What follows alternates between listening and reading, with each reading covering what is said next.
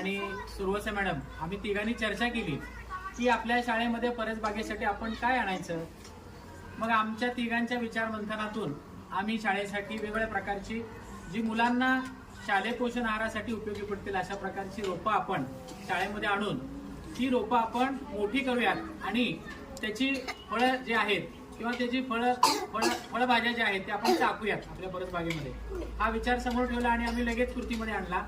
आपल्या वाघोली शाळेतीलच लक्ष्मी नर्सरी या ठिकाणी जवळच वाघोली गावामध्ये आहे, हरणी जे मालक आहेत त्यांचे, तर तिथं आम्ही जाऊन मी आणि नवले सरांनी ही सगळी याच्यामध्ये कोबीची 126 रोपं आहेत, त्यानंतर टोमॅटोची 126 रोपं आहेत आणि विद्यार्थ्यांच्या वाढदिवसानिमित्त हे पेरूचं झाड 30 रुपये किमतीचं आहे।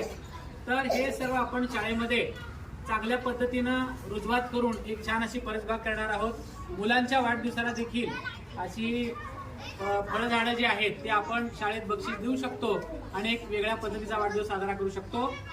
एक छान कल्पना आम्हा तिघांच्या वतीने सुचलेली आहे, आपण सर्वांनी ही अंमलात आणावी। धन्यवाद।